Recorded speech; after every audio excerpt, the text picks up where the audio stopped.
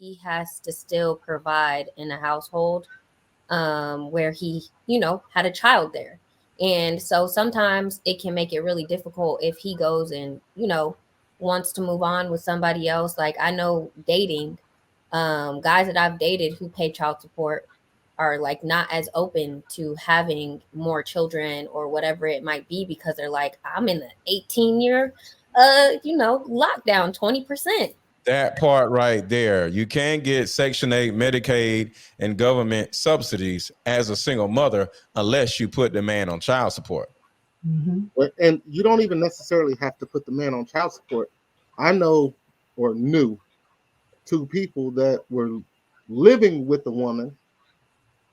She ended up with food stamps or something. She was on state aid, and the state, pushed the case on the men without her.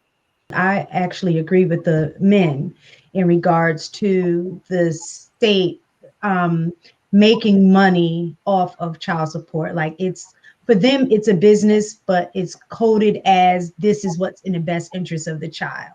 So the truth is, if it was in the best interest of the child, then you would think that most of that money would go towards the child. But by the time they do like processing fees and then you're not paying, then that's an extra fee tagged on top of that. And then if you're not paying, then, we take your license. So now that's another fee. So it's like all of these fees are really lining the pockets of the government as opposed to it really going to take care of the child. So I actually agree with the guys on that part. It's like overdraft fees at a bank. Yeah, exactly. Candy, go ahead.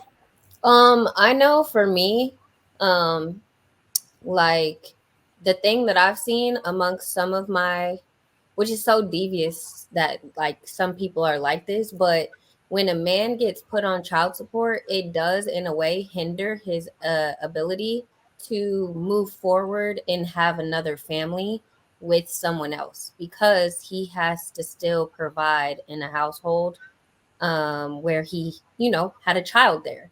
And so sometimes it can make it really difficult if he goes and, wants to move on with somebody else. Like I know dating, guys that I've dated who pay child support are like not as open to having more children or whatever it might be because they're like, I'm in the 18-year lockdown 20%.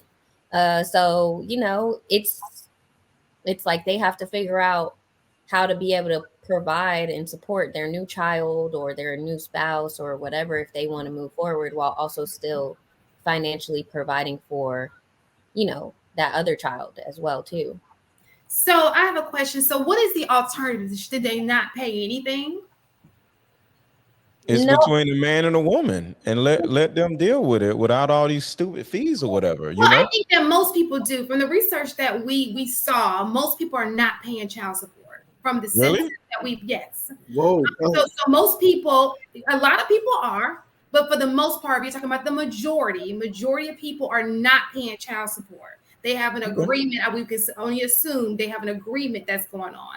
I mean, I had an agreement, so I agree with that. Right. Like my child, like out here on this panel, like for me, my child's father's not on child support. We had an agreement. So that's two of us, So it's not unheard of, believe it or not. And even with the stats that Mistaken and I looked up and Mistaken, I'll give you the floor on that.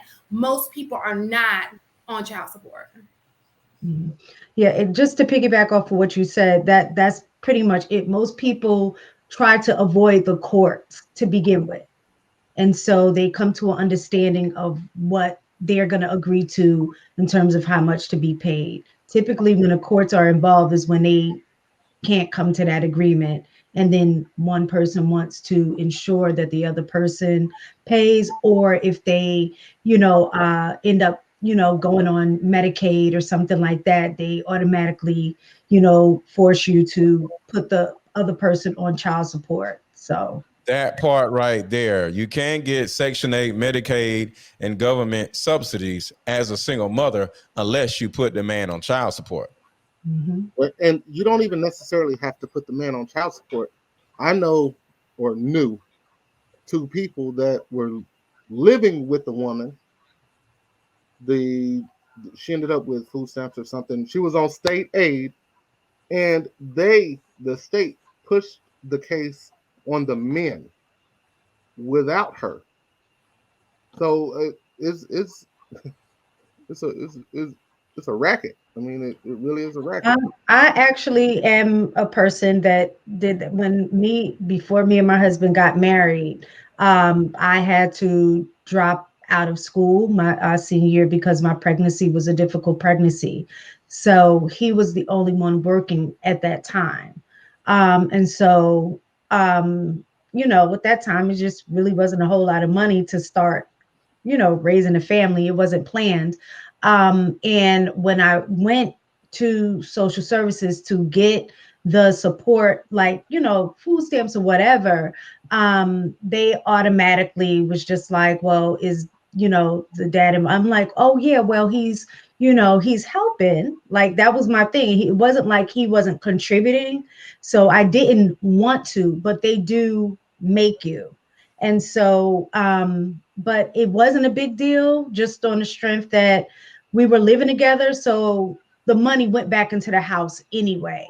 But for him, it was just an upsetting experience because that goes on your credit report, all of those things, because they, garnish his wages. Even though we were getting it back in a household, it was just the process of having to go through that when, so they do kind of encourage you to, it's not about family when it Can comes you to explain social. how they made him? I'm confused. They made Because I had to him report it. report So what? report who my child's father is, provide the birth certificate, all of that To stuff who? Why? I don't know. I'm just asking. I don't know. to social services. So when you're applying for any kind of like Medicaid or food stamps or anything like that, WIC, all of those things, and it was for because I was pregnant. So they ask you all of that information. So you provide the birth certificate. Of course, he signed off on the birth certificate, things like that. So now some people will not. They like I know somebody who basically said that they was at a party, got drunk, and got pregnant, and they don't know who the father is. But that was how they got around not reporting who the father of the child was because they didn't want to put them on child support. The father was paying, but they still wanted the services. So I just have a hard time lying. So I just told the truth. But even like people in the prison system, because I know like my mom, whenever she got pregnant with me at 16 and she went to go get social services, my dad was locked up in the penitentiary. Like there was no way that he was going to be paying, and he still owes back child support, and I'm 27 years old. Wait, what? Yeah, it accrues if the custodial parent is in, or the non-custodial parent is incarcerated. What? My dad. All them So the fees. question is, so what's the alternative? The alternative is she just does it herself. She just forks the bill herself. That's the alternative. Is that In my opinion, I just want to say this. In my opinion, if there was no child support and men and women had to work this out on their own, less women would just run around just giving their ass away to random dudes because there's no because women are incentivized to have fatherless babies and just have random babies or whatever because they can get child support and all this other stuff. But if it wasn't none of this stuff, women would literally protect their wombs and not just be But if that were the case, the majority of people will be on child support. That's not that, but the stats are showing that most people who have children are not on child support. So if they are indeed using child support, and then they're saying, "Oh, it's better for me. I'm going to have this." Assuming what you're saying is correct. If she's going in and she's like, "Oh, I'm going to make this money off of this guy," because it's a come up, sounds very low class to me. But just because it's a come up, then wouldn't there be more people in the system on child support mandated to pay? No, because it's the threat of child support. If you don't do this, I'm gonna put you on child support. So we're gonna come up with this. You're gonna pay me this, and if you don't pay, I'm gonna put you on child support. So the threat of being on child support, I'm sure, is in the back of the men's mind. I don't know, but I'm sure the threat of being on child support would actually make the man actually do something. And I'm just assuming on that. I don't know. So let me read this where I found this stat. Okay, so it says among Black women ages 15 to 50, approximately 60% were married or living with an unmarried partner at the time of the first birth. And roughly 40% were neither married nor living with an unmarried partner. So could it be that these women are getting pregnant because they're cohabitating? So the father is in the home. However, for whatever reason, of course, they do, like a divorce, you can split up for whatever reason. But what it's showing is that even though these people aren't married and it's coming up as an unwed, out of wedlock childbirth, they actually live together.